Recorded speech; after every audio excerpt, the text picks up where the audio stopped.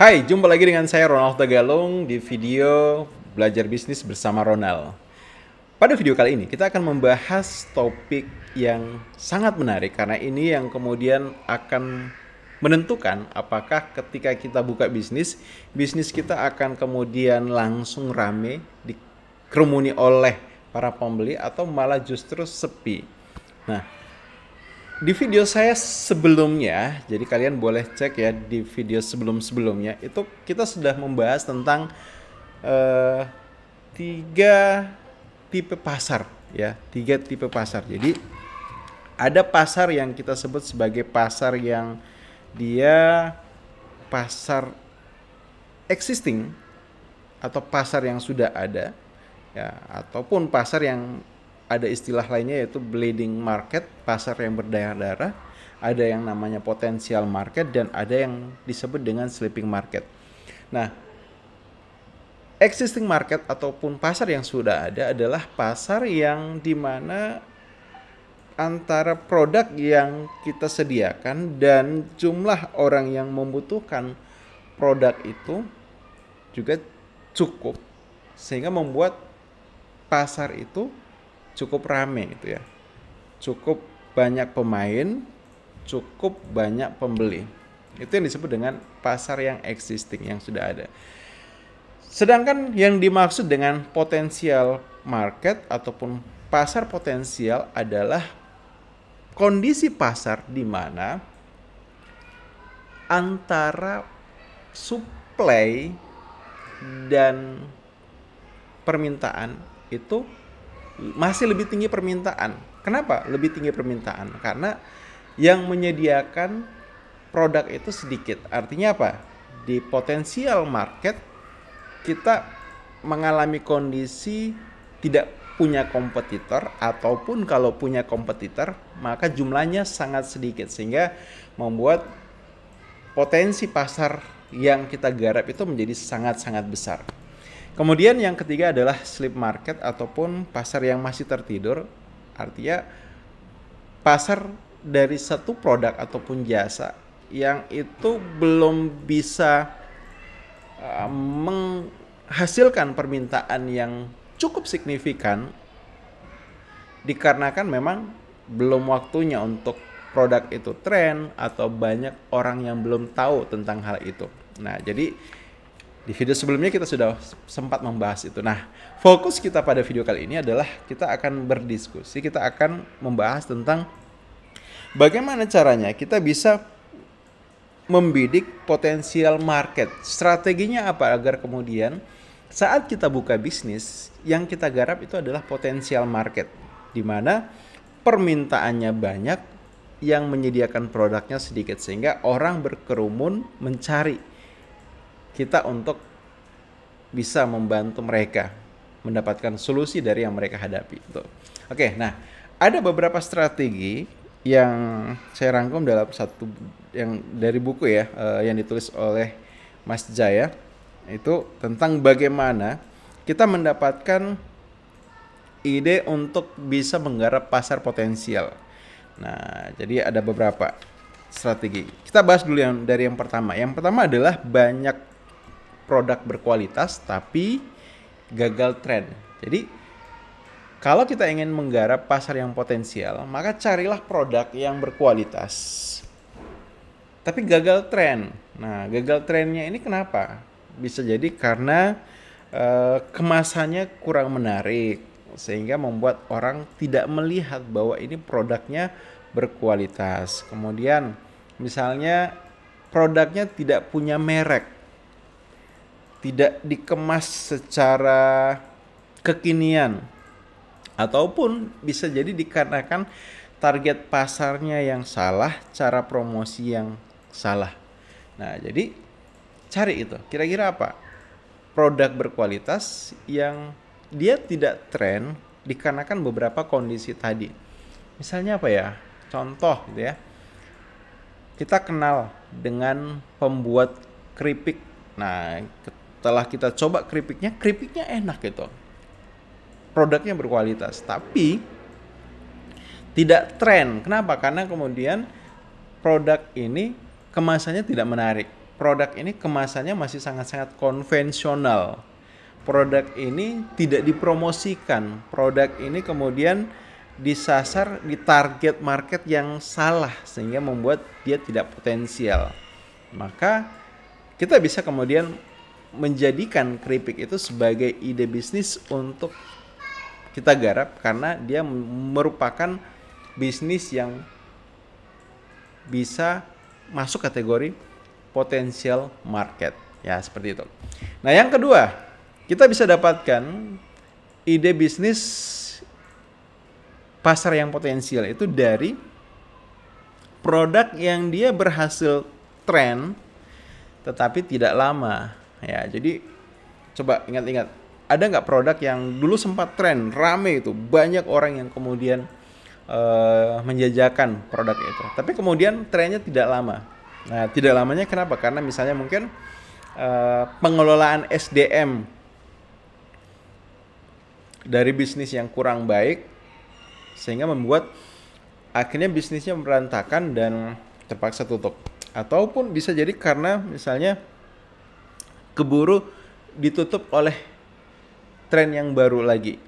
Nah, jadi ini adalah potensial market yang bisa kita garap kembali. Kita misalnya karena produknya sebenarnya pernah tren, artinya cukup disukai, banyak disukai, hanya karena misalnya tadi beberapa problem akhirnya dia tutup. Nah, kesempatan nih buat kita untuk mengangkat kembali produk itu dan memperbaiki apa yang kemudian membuat dia saat itu tutup untuk kita buka dengan lebih baik lagi. Maka secara pasti kita akan bisa menggarap satu bisnis yang berada di potensial market.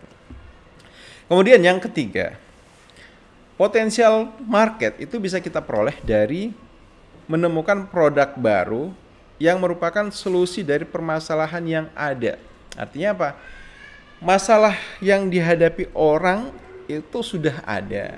Kemudian ada produk yang menjadi solusinya. Tapi produk ini ternyata bukan satu-satunya solusi. Kita punya produk lain yang juga bisa menjadi solusi. Maka ini adalah potensial market yang bisa kita garap. Contoh misalnya yang menyukai minuman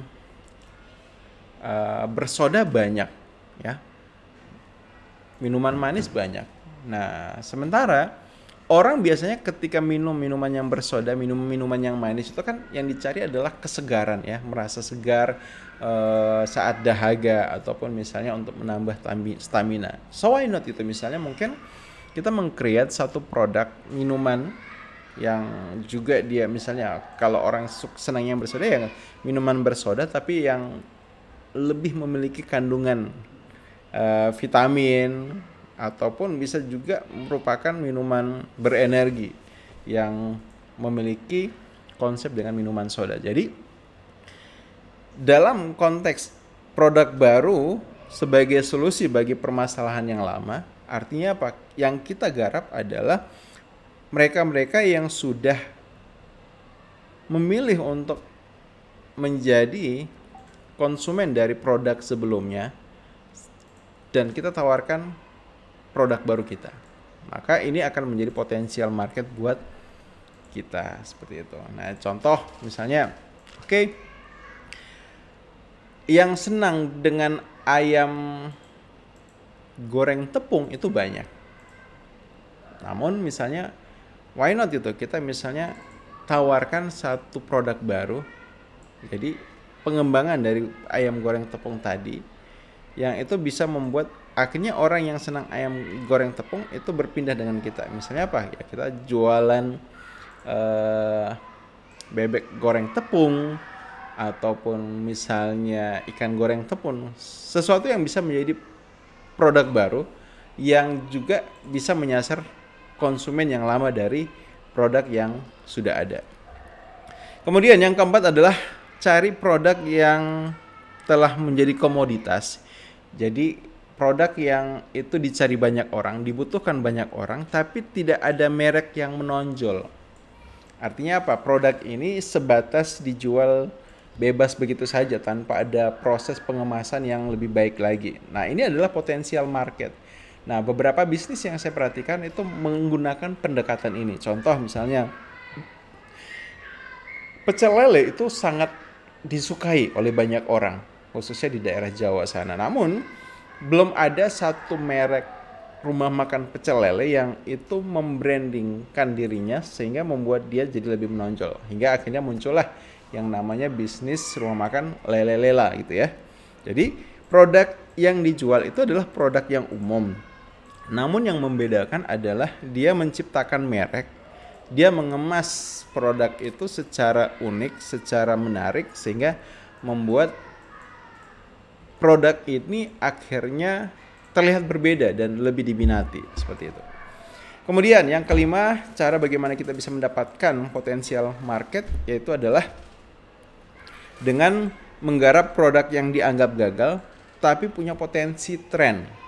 Ada produk-produk yang misalnya dianggap gagal namun ternyata punya potensi untuk tren ke depannya. Contoh misalnya karena masih pandemi, secara otomatis misalnya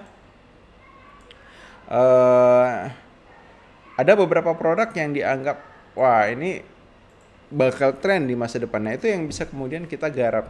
Dulu orang misalnya mungkin menyediakan ya topi yang kemudian sekaligus ada maskernya. Nah, saat sebelum pandemi biasanya itu yang topi plus masker itu biasanya digunakan orang-orang ketika sedang mendaki ataupun mereka para pecinta alam. Tapi kita bisa memanfaatkan produk, ya saya bilang ya produk itu gagal karena ya dia hanya menyasar market yang kecil, spesifik ke orang-orang dengan hobi tertentu. Tapi kalau kemudian kita buat produk itu dengan kemasan yang lebih baik lagi, dengan ide yang lebih kekinian lagi, maka ini bisa menjadi tren ke depannya seperti itu.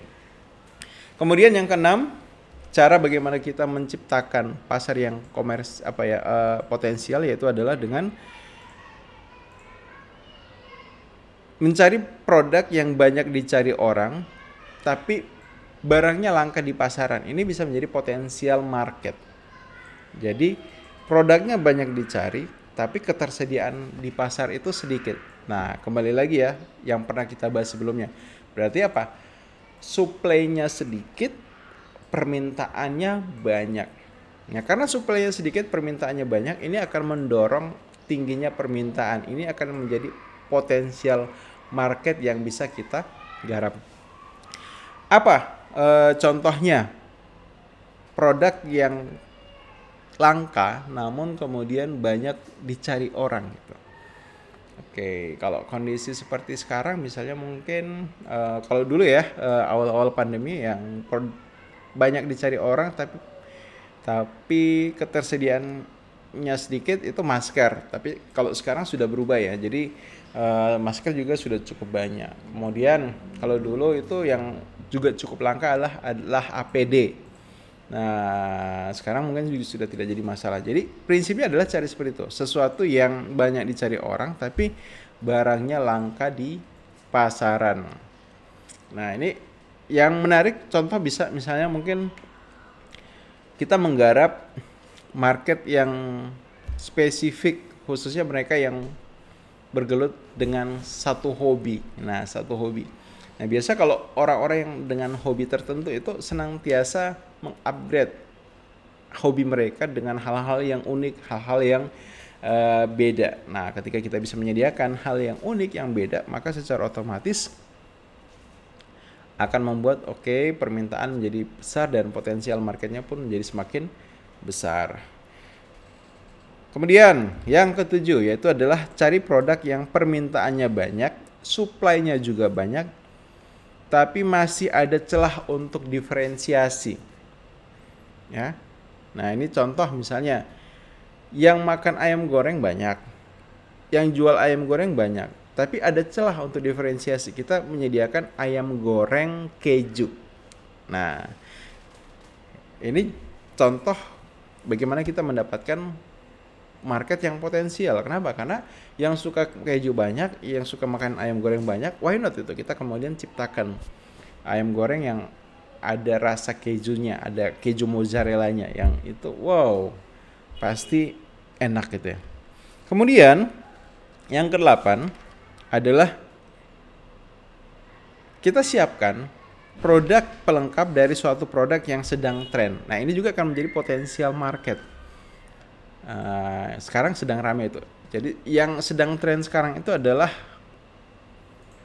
masker, ya, masker. Nah, beberapa orang kreatif dengan menciptakan yang namanya pengait masker untuk menjadi solusi bagi mereka yang misalnya berjilbab yang kesulitan ketika harus menggunakan masker dan mengaitkannya di telinga. Nah, jualan pengait masker ini adalah contoh pasar yang potensial. Kenapa? Karena mereka yang menggunakan masker, sebagian besar perempuan, pasti akan membutuhkan produk ini. Kemudian yang ke-8, yang ke-9 adalah cari produk yang sedang tren di wilayah atau negara lain, namun belum tren di daerah kita, di wilayah kita. Jadi, misalnya cari informasi itu kalau dulu saya lakukan seperti ini untuk mencari informasinya itu. Saya langganan majalah wirausaha, majalah waralaba, dan melihat tren apa yang sedang berkembang, misalnya di Jakarta. Nah, tren apa yang sedang berkembang di kota-kota besar. Nah, dari informasi itu kemudian kita jadikan sebagai dasar. Oke, kalau ini tren di Jakarta, maka sebenarnya hanya masalah waktu kemudian hal itu akan juga tren di tempat kita. So, ini akan menjadi sebuah potensial market yang bagus untuk kita garap. Dan kalau kita garap itu lebih awal dibandingkan dengan orang lain, maka kita bisa menjadi market leader dalam produk ataupun jasa tersebut. Kemudian yang selanjutnya, bagaimana kita menemukan pasar yang potensial adalah cari produk yang sudah ada trennya, tapi konsumennya terbatas karena harga. Ya, jadi trennya sudah ada, tapi konsumennya terbatas karena harga. Jadi kita ciptakan produk yang sejenis dengan produk yang tren itu, namun kemudian dengan low budget. Nah, ini contoh misalnya ada beberapa teman yang dia jualan stick. Jadi stick itu diasumsikan adalah makanan orang kaya, ya. Sehingga hanya orang-orang tertentu yang kemudian bisa menikmati stick itu. Nah, kalau kita bisa ciptakan stick dengan harga yang lebih terjangkau, maka ini akan menjadi sebuah potensial market buat digarap. Kemudian yang selanjutnya, yang ke-11 itu adalah kita bisa menciptakan pasar yang potensial dengan menggabungkan 2 atau lebih produk ataupun ide lama sehingga bisa menghasilkan sebuah produk baru yang unik. Ya, menghasilkan sebuah produk baru yang unik. Jadi misalnya kita menciptakan, kalau orang makan ayam goreng itu ya biasa, makan ayam gorengnya pakai sambal biasa. Tapi kalau misalnya ayam gorengnya dikasih bumbu khusus, balado, dikasih bumbu macam-macam, misalnya dikasih keju, maka ini bisa menjadi sebuah pasar yang baru itu, potensial baru untuk digarap. Contoh lainnya misalnya orang berbisnis pakaian biasa, jilbab misalnya biasa, tapi kemudian kita merancang jilbab yang sekaligus bisa digunakan sebagai masker. Ada kait yang kemudian bisa mengubahnya menjadi masker. Maka jadi antara jilbab dan masker ini digabung, jadilah satu produk baru yang kemudian dia akan memberikan kita market yang potensial untuk digarap, ya, seperti itu. Jadi demikian cara bagaimana kita menemukan produk agar ketika kita buka bisnis kita itu langsung rame, langsung dikerumuti karena kita menggarap potensial market. Kita tidak menggarap existing market, apalagi sleep market. Demikian video kita kali ini, semoga bermanfaat dan sampai jumpa. Sukses selalu.